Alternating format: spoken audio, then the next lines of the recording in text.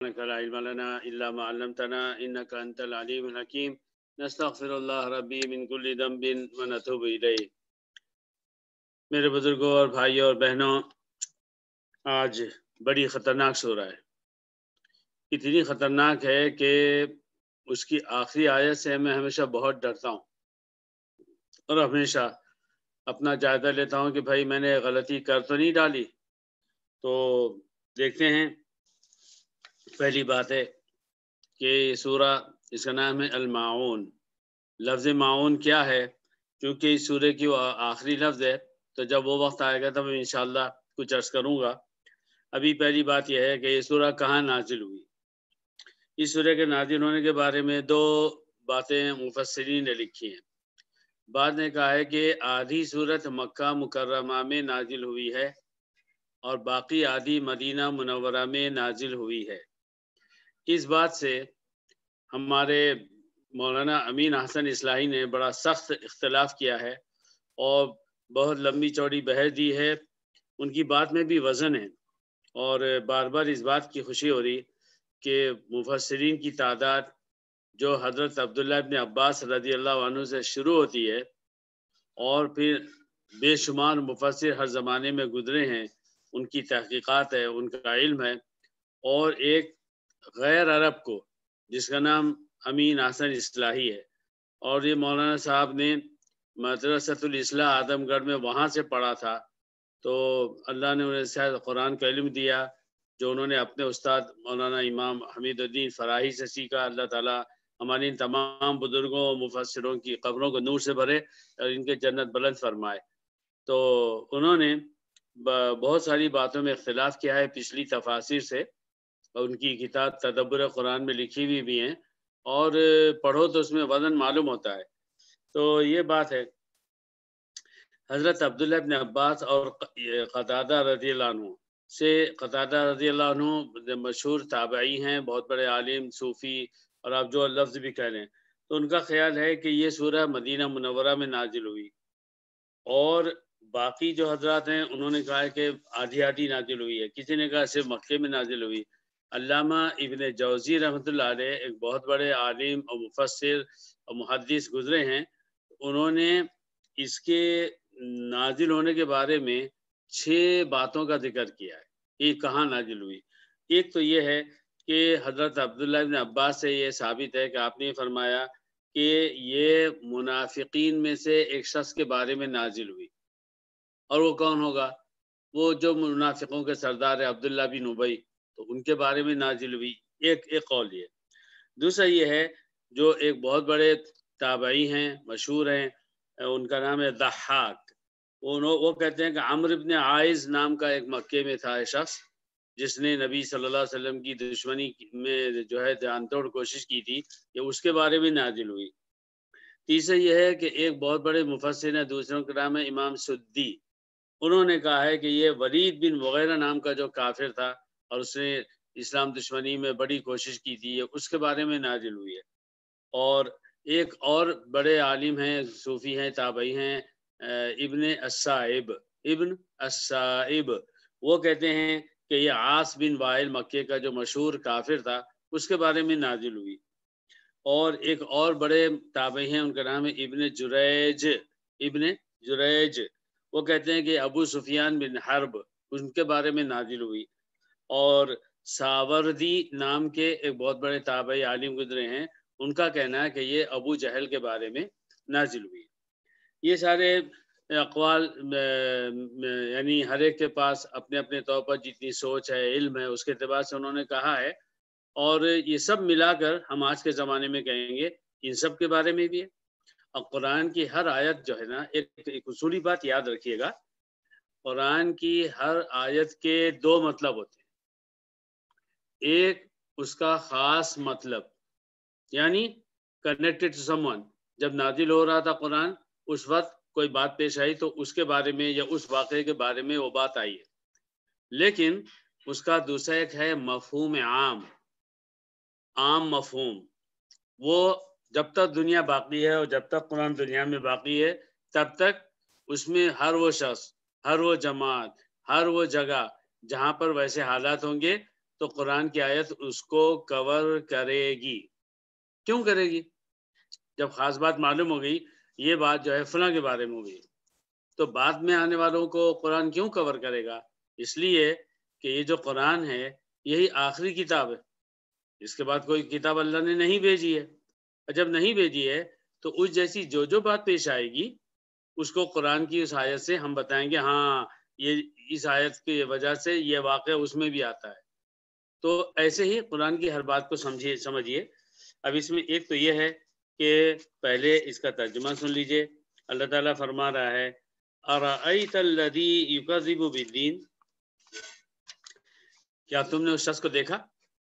یہ جو پہلا لفظ ہے کیا تم نے اس شخص کو دیکھا، ہر زبان میں یہ دو طرح سے استعمال ہوتا ہے، ایک اچھے استعمال میں اور ایک برے استعمال میں. اَرَأَيْتَ، آپ کو معلوم ہے، ہم اردو میں کہتے ہیں آپ کو معلوم ہے. تو لفظ آپ کو معلوم ہے کے بعد بھی ہم دو طرح کی باتیں کہتے ہیں. کوئی بہت بڑی اچھی بات ہے تو ہم اس کا ذکر کرتے ہیں، اور اگر کوئی بہت بری بات ہے تو پھر ہم اس کا ذکر کرتے ہیں. تو جو آپ کو معلوم ہے ہم شروع میں کہتے ہیں اسی کو عربی میں اَرَأَيْتَ، ترجمہ تو یہ ہوگا کہ کیا تم نے دیکھا. اب دیکھنے کا مطلب آنکھ سے دیکھنا نہیں، یعنی کیا تمہیں معلوم ہے، کیا تمہیں اطلاع ملی ہے. تو یہاں پر جب آگے کا جملہ آتا تب معلوم ہوتا کہ اس سے کیا مراد ہے. اَرَأَيْتَ الَّذِي يُكَذِّبُ بِالدِّينِ، کیا تم نے اس شخص کو دیکھا، کیا تمہیں معلوم ہے وہ شخص کہ جو دین کو جھٹلاتا ہے. یکذب بالدین، اور یہاں بالدین سے مراد دین اسلام ریلیجن نہیں ہے، بلکہ جیسے مالک یوم الدین وہاں بھی دین آیا ہے، اور وہاں اس میں مالک یوم الدین میں دین کا مطلب ہوتا ہے حساب کتاب کا دین. کما تدین و تدان، دین سے ہی ہے یہ مشہور مسئلہ عربی زبان کی، کما تدین و تدان. اس کا اردو میں ہم ترجمہ کرتے ہیں، ہمارے پاس بھی اس کی ایک مثال دی جاتی کہ جیسا کرو گے ویسا بھرو گے، کما تدین و تدان. تو یہاں جو ہے یکذب بالدین، یہاں بھی دین سے مراد پورا اسلام نہیں بلکہ حساب کتاب کا دین، جس کو ہم قیامت کہہ لیں، فیصلے کا دن کہہ لیں، روز جزا کہہ لیں. جزا کہتے ہیں ریٹرننگ کو، بدلے کو. تو اللہ تعالیٰ نے یہ پوچھا. اس آیت کے شروع ہی سے سمجھ جائیے کہ اللہ تعالیٰ انتہا کے درجے میں ناراض ہے، اور اس ناراضگی کی وجہ سے اللہ نے یہ انداز اختیار فرمایا ہے اور یہ کہا اَرَأَيْتَ الَّذِي يُكَذِّبُ بِالدِّينِ، کیا تم نے اس شخص کو دیکھا جو دین کو جھٹلاتا ہے.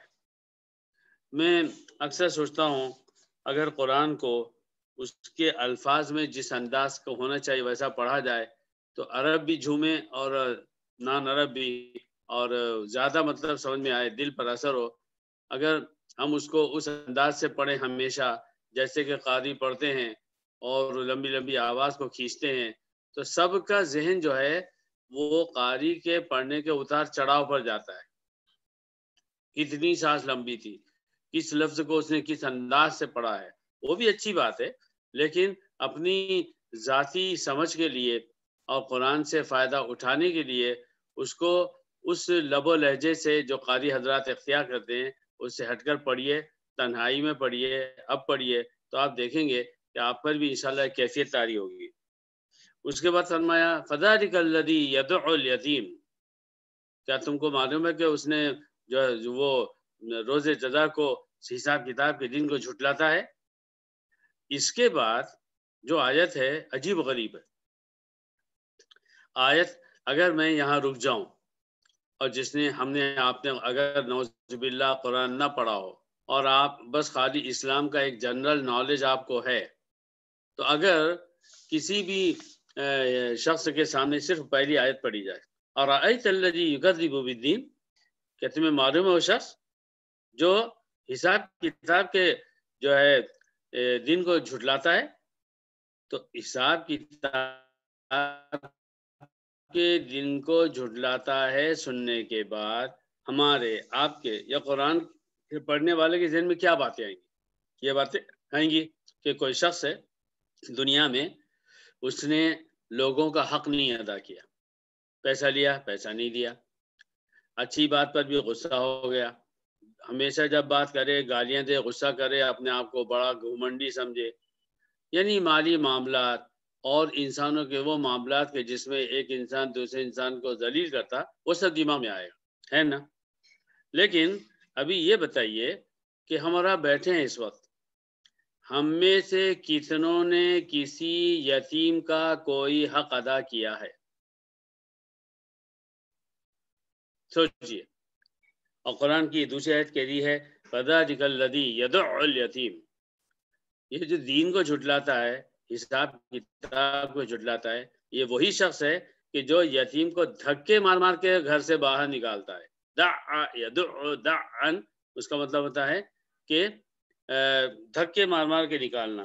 اور اس سلسلے میں قرآن کی ایک آیت بھی ہے، مجھے فی الحال نہیں یاد رہی ہے، جو اس میں سورہ مدثر میں ہے۔ تو بہرحال یعنی اگر پہلی آیت کو صرف پڑھا جائے تو ہمارے دماغ میں آئے گا کسی کا قرض نہیں دیا، حساب کتاب کا دین کو جھٹلاتا ہے، یعنی بندوں کا حق نہیں ادا کرتا ہے۔ اور بندوں کا حق نہ ادا کرنے کا کیا مطلب ہے؟ اس کا مطلب یہ ہوتا ہے کہ وہ بندوں کے وہ حقوق جو آپ کے اوپر، مجھ پر یا کسی انسان پر فرض ہیں۔ کیا یتیم کی مدد کرنا فرض ہے؟ ایک اخلاقی بات ہے، دینی بات ہے، اچھی بات ہے، مگر اس آیت سے پتہ چلا کہ جی نہیں، یتیموں کا حق ادا کرنا اللہ نے اس کے اوپر اتنا زور دیا، پورے قرآن میں جگہ جگہ یتیموں کے بارے میں یہ فرمایا، تو اس میں یہ ملائیے فَذَلِكَ الَّذِي يَدُعُّ الْيَتِيمَ، تو معلوم ہوا کہ یتیم کا معاملہ ہی اسلام میں عجیب و غریب ہے۔ اتنا عجیب ہے کہ نبی کریم صلی اللہ علیہ وسلم درود شریف پڑھ لیا کیجیے، یہ فرمایا کہ اگر کوئی شخص یتیم کے صرف سر پر ہاتھ پھیر دے، ادب سے، پیار سے، اپنائیت کے ساتھ، تو اس کے ہاتھ کے نیچے یتیم کے سر کے جتنے بال آئیں گے اتنے پوائنٹس اس کو ملیں گے۔ اب بتائیے ایک شخص کے سر پہ بال کتنے ہوتے ہیں؟ کیوں؟ اس لیے کہ جو لڑکا یا لڑکی 15 سال سے چھوٹے ہیں ان کو یتیم کہا جاتا ہے، ان کے دل ٹوٹے ہوئے ہوتے ہیں، کوئی ان کا لاڈ نہیں کرتا ہے، کوئی انہیں کھلاتا پلاتا نہیں ہے، وہ دنیا کی زندگی میں مفلوج، بے بس بن کر ہوتے ہیں۔ وہ جب کسی بچے اور بچی کا لاڈ کرتے ہوئے، پیار کرتے ہوئے کوئی ماں اور باپ اس کو کوئی چیز دلاتے ہیں، ان کے دل پر قیامتیں گزر جاتی ہیں۔ تو ہمیں اپنی سوسائٹی میں یتیم بچوں اور بچیوں کو ڈھونڈنا ہے اور ڈھونڈ کر ان کے ساتھ دل کی گہرائی سے ایسا سلوک کرنا ہے جیسا ہم نے اپنے بیٹے اور اپنی بیٹی کے ساتھ کرتے ہیں، اپنے پوتے اور پوتی کے ساتھ کرتے ہیں۔ فارمیلٹی کے لیے اگر آپ گئے، کیا حال بیٹے، اچھے بیٹے، اچھا، حدیث آپ نے سنی کہ سر پہ ہاتھ پھیرنا ہے، آپ نے ایک دفعہ ہاتھ پھیر دیا، سوچا مجھے ثواب مل گیا۔ جی نہیں، اس بچے کو وہ جتنے لمحات آپ کے ساتھ گزارے اور جتنے منٹ اور سیکنڈ آپ وہاں پر ہوں، تو وہ لڑکا یا لڑکی اس کو اس کا کھویا ہوا پیار مل جائے، تب مزہ ہے میرے بھائیوں۔ اور یہ بہت بڑی نیکی ہے، ایسی بڑی نیکی ہے کہ جو سیدھے جنت میں لے کر جانے والی ہے۔ وہ کیسے؟ بخاری مسلم وغیرہ شریف کی حدیث ہے، انا وکافل الیتیم کہاتین فی الجنہ، میں اور یتیم کی پرورش کرنے والا، آپ نے سیدھے ہاتھ کی دو انگلیاں ایسے اٹھائیں، کافل الیتیم۔ اس میں علماء نے کہا کہ یتیم کی سچے دل سے پرورش کرنے والا، اس کی اور جنت اور نبی صلی اللہ علیہ وسلم کی جنت آپس میں اتنی قریب ہوگی۔ اور بعد نے یہ کہا کہ ان دونوں انگلیوں میں جو معمولی سا فرق ہے، بس اتنا فرق رہے گا نبی صلی اللہ علیہ وسلم کو دی جانے والی جنت میں اور یتیم کی پرورش کرنے والے کی جنت میں۔ میرے بھائیوں، انڈیا، پاکستان، بنگلہ دیش میں بہت سارے یتیم خانے ہیں، اللہ معاف کرے، بعض جھوٹے بھی ہیں، دھوکہ دے رہے ہیں، اللہ انہیں ہدایت دے، اور بعض سچے بھی ہیں۔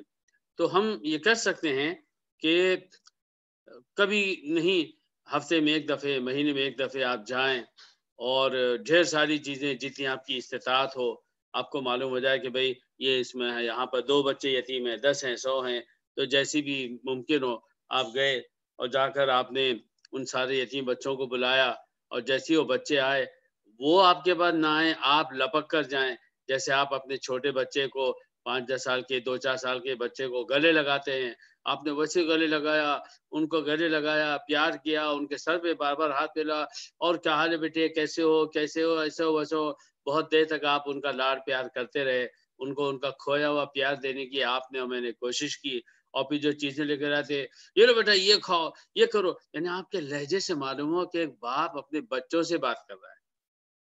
میں نے دیکھا ہے اور مجھے معلوم ہے کہ اہل ایمان اور ہمت والے لوگ وہاں جاتے ہیں، ماشاءاللہ دل سے کھلاتے ہیں، جو چیز لے آ کر دیتے ہیں، پیسے دیتے ہیں، کھانا دیتے ہیں، بکرے ذبح کرواتے ہیں، بالکل دل سے کرتے ہیں، مگر وہ جب کسی یتیم بچے کو دیکھتے ہیں تو شاید فارمیلٹی کا پیار ہوتا، حقیقت کا نہیں ہوتا۔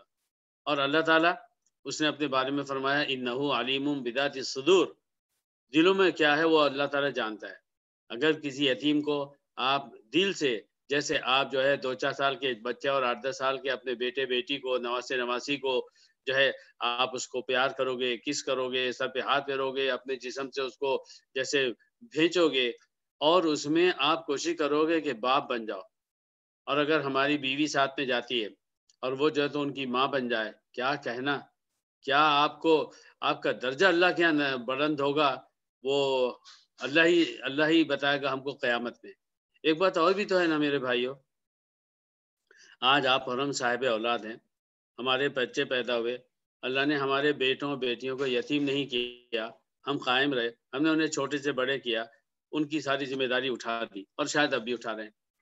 لیکن میری نسل میں آگے اور آپ کی نسلوں میں آگے کیا گارنٹی ہے کہ ہماری آنے والی نسلوں میں کوئی لڑکا کوئی لڑکی یتیم نہیں ہوگی، ہر ایک کے ماں باپ ہمیشہ زندہ رہیں گے؟ ہے گارنٹی؟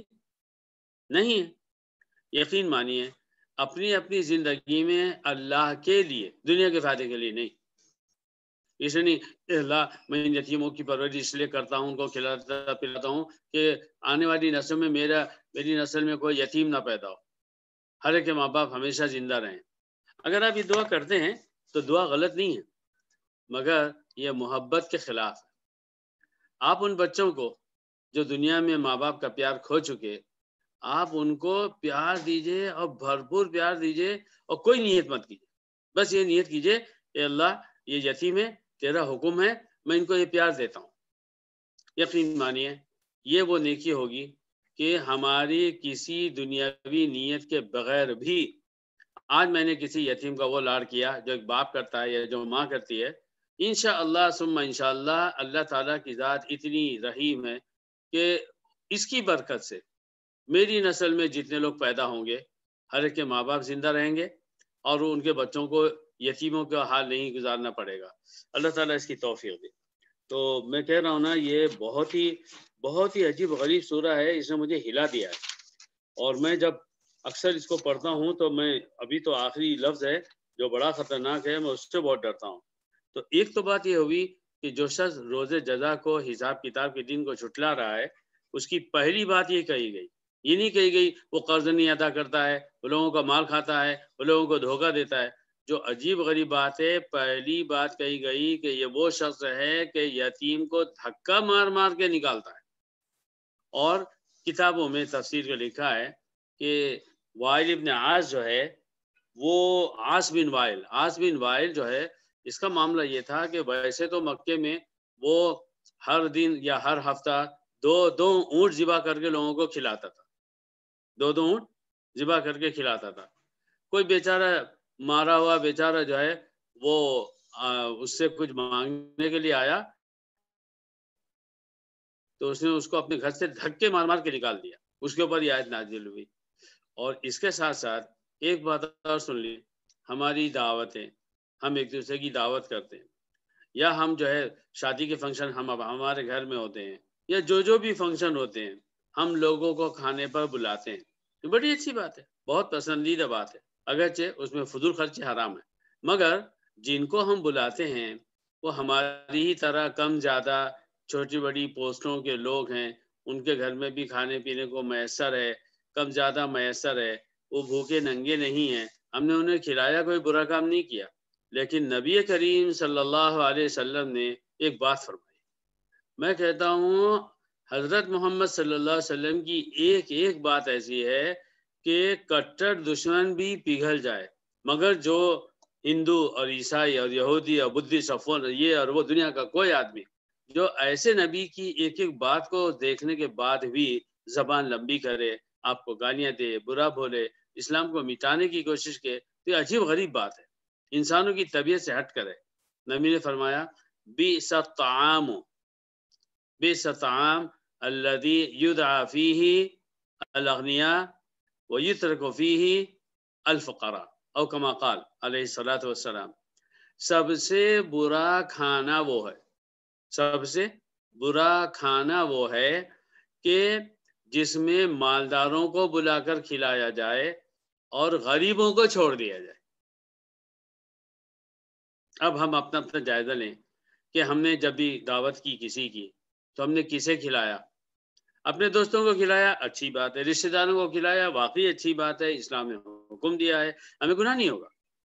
لیکن میری سمجھ میں یہ بات آتی کہ جب بھی کھانا گھر میں پکے، چاہے ایک دوست یا ایک رشتہ دار کو بلائیں یا 200 400 کو بلائیں یا 10-20 کو بلائیں، پڑوس میں رہنے والا کوئی غریب، بالکل غریب، اس کو بھی دعوت دیں، اور دعوت دینے کا انداز ایسا نہ ہو کہ آپ اس کے اوپر احسان کر رہے ہیں، اس سے اتنی پیار، اتنی محبت، اخلاص سے بولیں کہ جیسے آپ اپنے بڑے قریبی دوست کو، رشتہ دار کو بول رہے ہیں۔ اور جب کھانے کے لیے بیٹھے اس غریب کا آپ سب سے زیادہ اکرام کریں، اپنے سے قریب اتنے آئیے آئیے آئیے، وہ جتنے لوگ ہمارے ساتھ میں بیٹھے ہیں جو ذرا پیسے حیثیت والے ہیں، ان کے سامنے اس کی انسلٹ نہ کی جائے، ارے بھائی یہ ہمارے گھر کے قریب رہتے ہیں، آپ نے اتنا کہہ دیا، ارے بھائی یہ ہمارے گھر کے قریب رہتے ہیں، آپ نے اس کی بے عزتی کر دی۔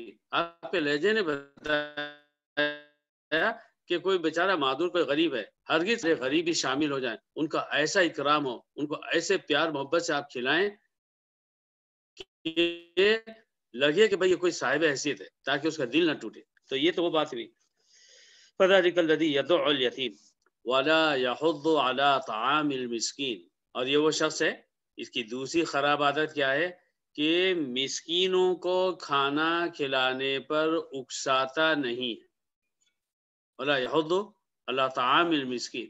دیکھیے اس آیت میں یہ ہے اسلام، کہہ رہا ہے کہ غریبوں کا خیال کرو، کہہ رہا ہے کہ مسکینوں کو کھانا کھلاؤ، صرف کھلاؤ نہیں، ایک دوسرے کو اکساؤ، ان کو ابھارو، ان کو ایڈوائز کرو، ارے یار تمہارے پاس کچھ پیسے زیادہ ہیں، مثلاً آپ نے ایک دوست سے کہا یار تمہارے پاس کچھ پیسے زیادہ پیسے ہیں، وہ یہ سن کر سوچے گا کہ شاید آپ کو ادھار چاہیے، بولے گا یار کتنے چاہیے، میں یہی کہہ رہا ہوں اگر 1500 ہوں، ہاں ہاں ہے نا، بھائی میں نے اس لیے پوچھا کہ یہ پیسے آپ کے پاس ہیں تو ایک ہمارا کام ہے بھلائی پھیلانا، اگر آپ کے پاس گنجائش ہو ایسا کریں نا، کچھ 2-4 غریبوں کو، یتیموں کو، مسکینوں کو کھانا کھلا دیں۔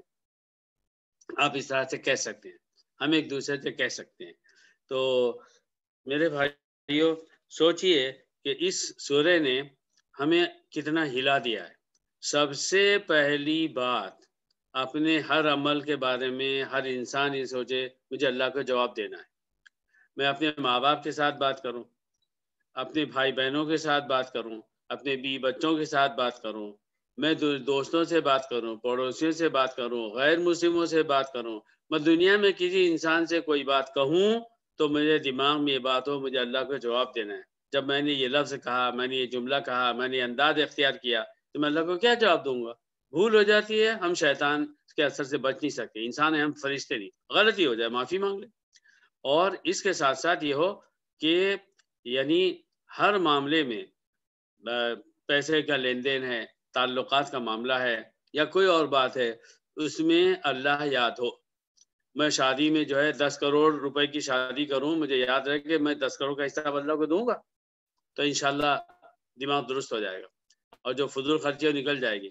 میں اپنے ذاتی کھانے پینے میں بے تحاشا خرچہ کروں، میرے گھر میں روزانہ جو ہے ہر چیز بہت وافر مقدار میں آئے، میں گوشت لایا تو زیادہ اور سبزی لائی تو زیادہ اور یہ لایا تو زیادہ اور مٹھائی لائی تو زیادہ، اور ہوا کیا؟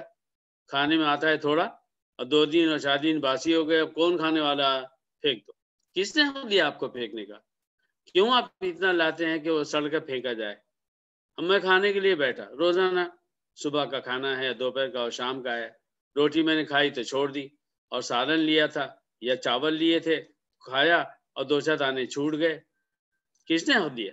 یہ تو اللہ کا رزق ہے، آپ کی پھینکنے کی ہمت کیسے ہوتی ہے؟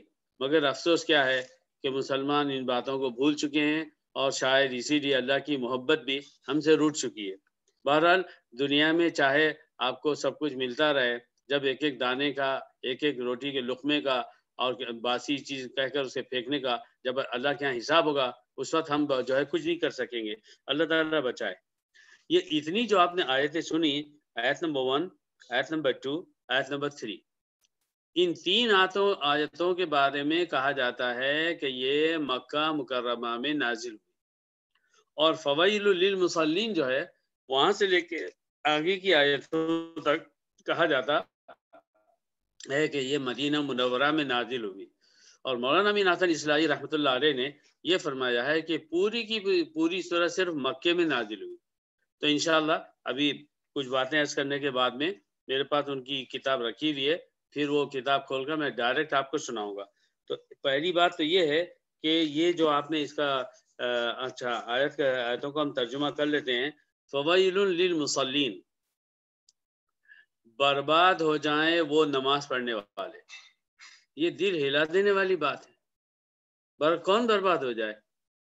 بے ایمان ٹھیک ہے، جھوٹا ٹھیک ہے، مکار ٹھیک ہے، غلط کام کرنے والا ٹھیک ہے۔ قرآن کہہ رہا ہے نماز پڑھنے والے برباد ہو جائیں۔ ہر نماز پڑھنے والے کی آنکھیں کھل جانی چاہیے۔ اللہ اکبر! میں تو اپنے آپ کو 30 مار خان سمجھتا ہوں، روز 5 وقت کی نماز پڑھتا ہوں، بڑے شان سے جاتا ہوں، اور مجھ سے قرآن کہہ رہا ہے کہ تم برباد ہو جاؤ۔ یہ جو آیتیں ہیں بہت ہی خطرناک ہے، بہت زیادہ میرے بھائی۔ اللہ تعالیٰ پہلے میری نماز درست کر دے۔ جو گھمنڈ ہے مجھے اپنی نماز پر، تو وہ گھمنڈ ٹوٹے ان آیتوں کو مزید پڑھنے سننے کے بعد۔ برباد ہو جائیں وہ نماز پڑھنے والے۔ اور اگر یہ ترجمہ کیا جائے جو بعض مفسرین سے، حضرت عبداللہ بن عباس وغیرہ سے روایت ہے کہ لفظ ویل جو ہے دراصل وہ ایک جہنم کی وادی ہے۔ اس بارے میں میں تفسیر ابن کثیر سے کچھ حدیثیں آپ کو سناؤں گا۔ برباد ہو جائیں وہ نماز پڑھنے والے، الذین هم عن صلاتهم ساہون، کہ جو اپنی نمازوں کے بارے میں غفلت میں پڑے ہوئے ہیں۔ ساہون، ساہ ہو جانا، بھول ہو جانا، غفلت ہو جانا، کیئر لیس بن جانا۔ جو اپنی نمازوں کے بارے میں غفلت میں پڑے ہوئے ہیں، جو اپنی نمازوں سے غافل ہیں، جو اپنی نمازوں کو بھولے ہوئے ہیں۔ تو یہ اس آیت، اس کی بھی بڑی لمبی چوڑی تشریح ہے، وہ انشاءاللہ ذکر کرتا ہوں۔ اور پھر اس کے بعد آگے فرمایا الذین هم یراؤون، جو لوگ نمازوں سے غافل ہوتے ہیں ان کی 2 صفات بتائی گئی۔ الذین هم یراؤون، کہ یہ وہ لوگ ہوتے ہیں لوگوں کو دکھانے کے لیے پڑھتے ہیں، اوکے۔ اور دوسری بات وَيَمْنَعُونَ الْمَاعُونَ، اور معاون سے اپنے آپ کو، معاون کے دینے سے بھی منع کرتے ہیں۔ تو یہ تو بھی اس کا ترجمہ۔ اب میں آپ کو اس سلسلے کی بہت ساری حدیثیں جو علامہ ابن کثیر رحمۃ اللہ علیہ نے اپنی تفسیر میں لکھی ہیں وہ میں آپ کو سناتا ہوں۔ پہلی بات سنیے، کتنی دلچسپ بات اور انتہائی اسلامی بات، نکتے والی بات۔ حضرت عطا بن دینار بہت بڑے تابعی گزرے ہیں، اور ماشاءاللہ یعنی ان کا تصوف، ان کی اخلاقیات بہت اونچی تھی، اور ان کی بارے میں بہت سارے واقعات منسوب ہیں۔ انہوں نے یہ کہا کہ اللہ رب العزت یہ بھی فرما سکتا تھا الذین هم فی صلاتهم ساہون۔ ذرا قرآن کھول کے دیکھیے کیا آیا ہے۔ الذین هم کے بعد کیا آیا ہے؟ عن آیا ہے، فی نہیں آیا۔ یہ زمین آسمان کا فرق ہو جائے گا۔ الذین هم عن صلاتهم ساہون، جو اپنی نمازوں کے بارے میں غفلت میں ہیں۔ تو نماز پڑھتے ہیں، نماز صحیح ہو جاتی ہے، مگر اس کو جس انداز سے پڑھنا چاہیے وہ نہیں کرتے۔ اگر اللہ تعالیٰ فرما دیتا الذین هم فی صلاتہم ساہون، تو ہر نماز پڑھنے والا اس کے اندر آیا تھا، ہر نماز پڑھنے والا، کہ جو اپنی نمازوں کے اندر غفلت کرتے ہیں۔ اب اس کے بعد یہ سمجھیے کہ یہاں پر انہوں نے اس کی 3 تشریح کی ہے حضرت عطا بن دینار نے، اور بالکل صحیح کی ہے۔ پہلی بات یہ ہے کہ یہ جو نماز سے غفلت ہے وہ اس اعتبار سے ہے کہ نماز کے اوقات کا خیال نہیں کرتے۔ نماز کو اول وقت میں پڑھنا افضل ہے یا درمیان میں پڑھ لینا افضل ہے۔ اب یہ جب چاہتے ہیں نماز پڑھتے ہیں، آفس میں بیٹھے ہیں، کام میں لگے ہوئے ہیں، عورتیں اپنے کام میں لگی ہوئی ہیں، شیطان بہکاتا ہے، ابھی یہ ضروری ہے، ابھی وہ ضروری ہے، کچھ ایسا ہے، کچھ ویسا ہے۔ کبھی ایسا ہوتا کہ واقعتاً دنیا کی کوئی ایسی ضرورت پیش آتی ہے کہ جس کی وجہ سے پہلے کھانا پکانا ضروری ہے، پہلے آفس کا کام کرنا ضروری ہے، پہلے دنیا کی کوئی سچ مچ ایسی وجہ ہوتی ہے جو ہمارے بس میں نہیں ہوتی، جو ہمارے بس میں نہیں ہوگی اللہ تعالیٰ سے معاف کرے گا، لیکن جو ہمارے بس میں ہے اور اس کے باوجود ہم کو سستی محسوس ہوئی، جان پر آیا، بیٹھے تو ارے ابھی پڑھتے ہیں نا، ابھی تو ہوا، ابھی تو ایسا ہوا، میں ابھی تو آیا، میں ابھی تو گیا، ابھی تو میں نے کھانا کھایا، ابھی تو ایسا ہوا، اور اس سستی کی وجہ سے وہ جو ہے نماز کے وقت کو دیر سے پڑھتے ہیں، یہاں تک کہ آخری وقت میں پڑھتے ہیں، جو کہ بہت بڑی بیماری ہے مسلمانوں کی، مردوں کی بھی اور خصوصاً عورتوں کی بھی۔ تو یہ نہ ہو۔ دوسری اس کے بارے میں کیا سستی ہے کہ نماز تو وقت پر پڑھ لیتے ہیں، لیکن نماز کے ارکان، نماز کے شرائط، نماز کے کو جس انداز سے پڑھنے کا حکم دیا ہے، جس کی طرف ہمارے شریف بھائی نے توجہ دلایا میں بھول گیا، پھر حبیب بھائی نے یاد دلایا، انشاءاللہ اس سنڈے کو نہیں بھولوں گا تاکہ اس آیت کی پکڑ سے بچ سکوں۔ تو وہ اس ارکان کے نماز کے ادا کرنے میں جو ہے کیا کرتے ہیں؟ غفلت کرتے ہیں۔ کیسی غفلت کرتے ہیں؟ نبی صلی اللہ علیہ وسلم نے فرمایا کہ آدمی نماز پڑھتا ہے اور نماز میں چوری کرتا ہے۔ صحابہ گھبرا گئے، انہوں نے کہا اللہ کے رسول یہ نماز میں چوری کیسے ہوتی ہے؟ آپ نے فرمایا اس کے ارکان کا ادا نہ کرنا یہ چوری ہے۔ آپ نے جب ہاتھ اٹھایا، کیسے ہاتھ اٹھایا؟ آپ دیکھیے نا، اپنا بھی جائزہ لیجئے اور ہر جگہ جائزہ لیجئے کہ مسلمان جب ہاتھ اٹھاتے ہیں نہ اس میں کوئی ادب ہوتا ہے، نہ احترام ہوتا ہے، نہ نماز کا کوئی یعنی ایک بڑا کام، نماز کا ہر ایکشن جو ہے وہ اللہ تعالیٰ کا سلیکٹڈ ہے۔ میں جب ہر نماز کے لیے فرض و سنت و نفل و اشراق و تہجد ہو، میں جب اس کے لیے ہاتھ اٹھا رہا ہوں، میرے ہاتھ اٹھانے کا انداز بتا دے گا کہ میں ایک امپورٹنٹ کام کرنے جا رہا ہوں، یا میرے ہاتھ اٹھانے کا انداز بتائے گا کہ مجھے اس کام کی کوئی ویلیو نہیں ہے، میں ایک فارمیلٹی پورا کر رہا ہوں۔ ابھی دیکھیے میں کیا کرتا ہوں، کیا محسوس ہوا؟ دوسرا انداز ہے، آپ عربوں کو دیکھیے، اجمیوں کو دیکھیے، نمازیوں کو دیکھیے، بے نمازیوں کو دیکھیے، ہم اپنی دل کی غفلت کے ساتھ ہاتھ اٹھاتے ہیں، اس ہاتھ کے اٹھانے میں اللہ رب العزت کے سامنے کوئی احترام نہیں ہوتا۔ تو میرے بھائیوں ہم اس سے بچیں۔ اور تیسری بات یہ ہے غفلت کی ایک بات یہ بھی کہ نماز کے اوقات کا خیال نہ کریں، افضل وقت میں نماز نہ پڑھیں۔ نماز سے غفلت کی دوسری شکل یہ ہوئی کہ اس کے جو انداز ہیں وہ ہم غلط اختیار کریں، ہمارا ہاتھ کا اٹھانا، ہمارا اس میں قرآن کا پڑھنا، ہمارا اس میں رکوع کرنا، رکوع سے اٹھنا، سجدوں میں جانا، تشہد میں بیٹھنا، ان سب چیزوں میں لاپرواہی ہو یا دماغ کہیں اور ہو، یا ہم نے فٹافٹ نماز پڑھی، ابھی کھڑے تھے، ابھی رکوع، ابھی سجدہ، ابھی کھڑے، پھر کھڑے۔ آپ دیکھیں لوگ اتنی مشینی انداز سے نماز پڑھتے ہیں کہ میں نے بسا اوقات کیا کیا کہ کوئی اگر مشینی انداز سے نماز پڑھ رہا ہے نا تو میں نے جان بوجھ کر اس کے ساتھ بغیر کسی آواز کے سورہ فاتحہ پڑھنا شروع کر دی۔ میں نے دیکھا یار میں الٹا سیدھا پڑھ رہا ہوں، اس سے پہلے اس کا رکوع ہو گیا۔ اب میری سمجھ میں نہیں آیا کہ بھائی میں اتنی تیزی سے پڑھ کے دیکھنا چاہ رہا ہوں کہ سورہ فاتحہ اور ایک چھوٹی سے چھوٹی سورت پڑھنے میں کتنا ٹائم لگتا ہے، یہ تو سپر فاسٹ نکلے ماشاءاللہ۔ اور وہ رکوع بھی ابھی گئے نہیں تھے کہ ہو گئے، ابھی کھڑے نہیں تھے کہ بیٹھ گئے، بیٹھ نہیں تھے کہ ہو گئے۔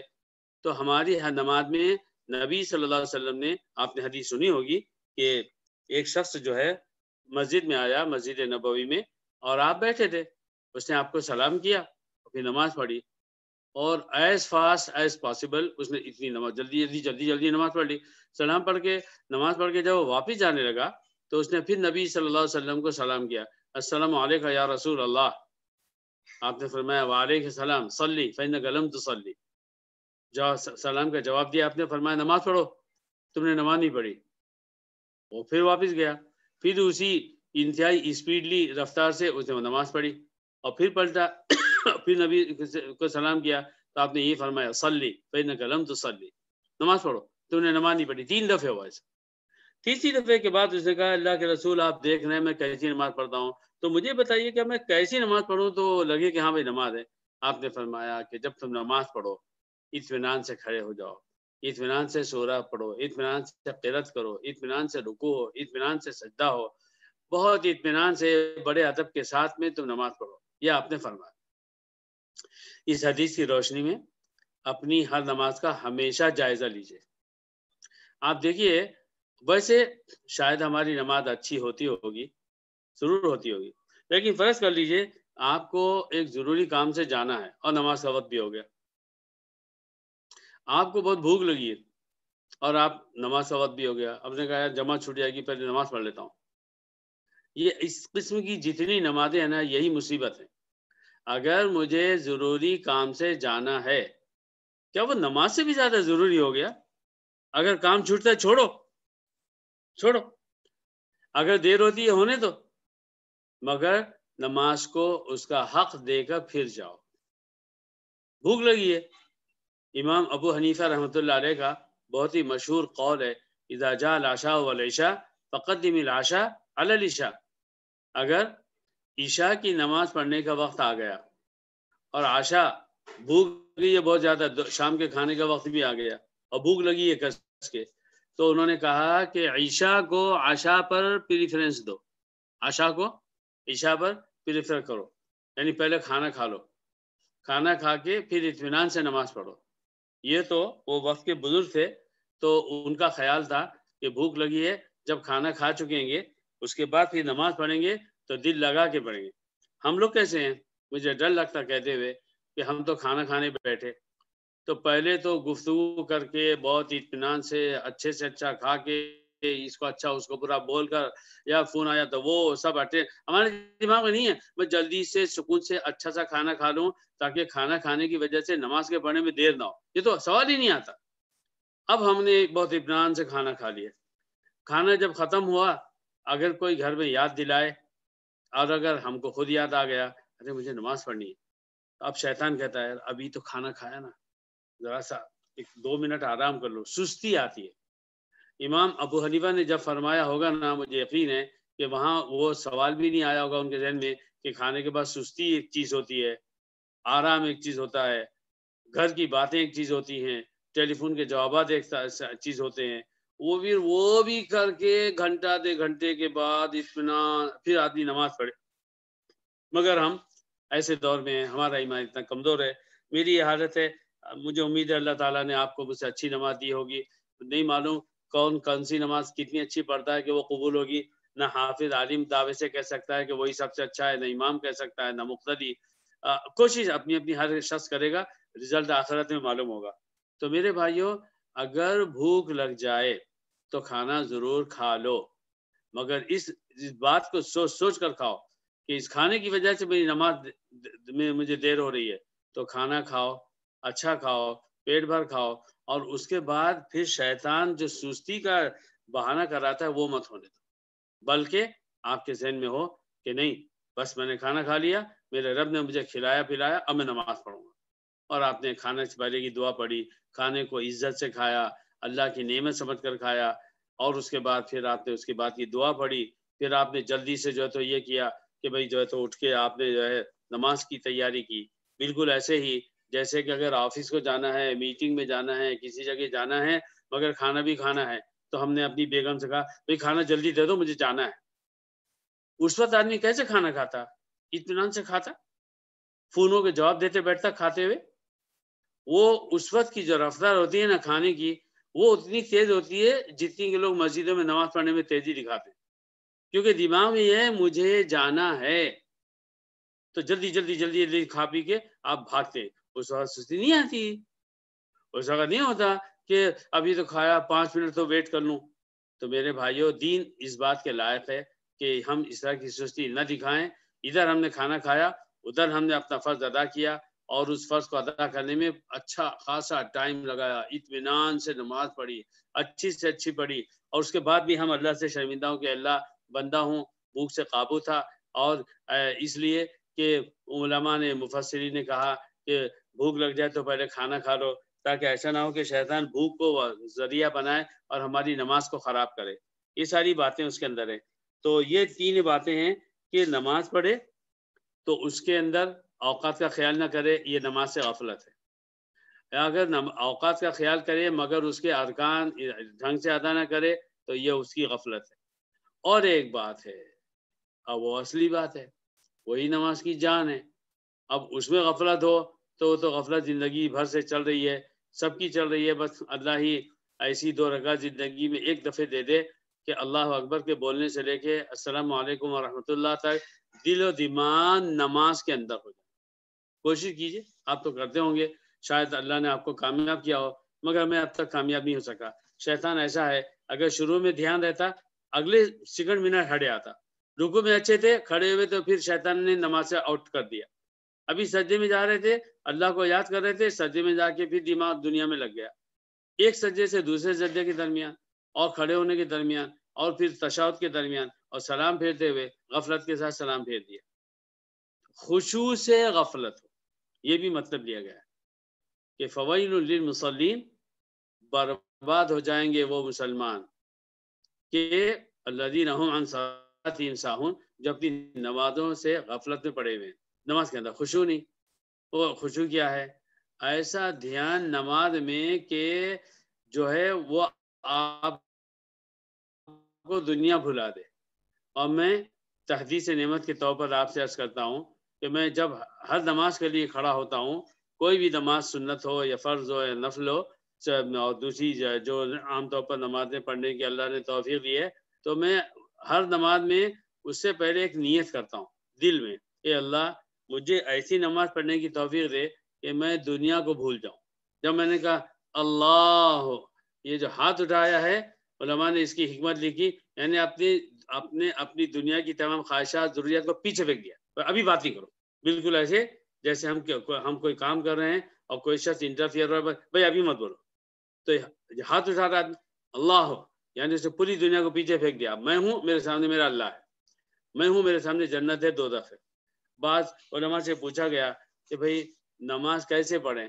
تو انہوں نے فرمایا، اور حدیث میں بھی آتا ہے، صلو صلاۃ مودع، نماز ایسی پڑھو جیسے کہ مودع نماز پڑھتا ہے. اور مودع کا مطلب ہوتا ہے کہ وہ شخص جو اب اپنے تمام لوگوں سے جدا ہونے والا ہے، اب وہ جا رہا ہے، پھر ملاقات نہیں ہوگی، تو اس کو، جس کو ہم الوداع کہتے ہیں، جس کو ہم کہتے ہیں بائی بائی، جس کو ہم کہتے ہیں کہ اچھا بھائی اب شاید ملاقات نہ ہو.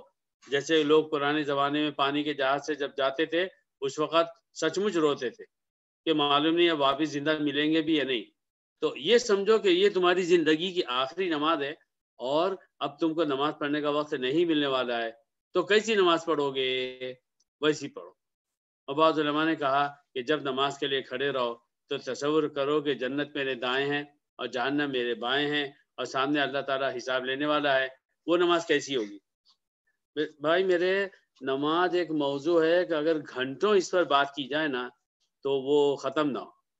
تو اس میں پہلی بات تو سب سے بڑی یہی ہے کہ لفظ اللہ اکبر سے لے کے السلام علیکم ورحمۃ اللہ تک میں نے بار بار عرض کیا ہے کہ آپ جو کچھ بھی پڑھیں اس کے میننگ آپ کو معلوم.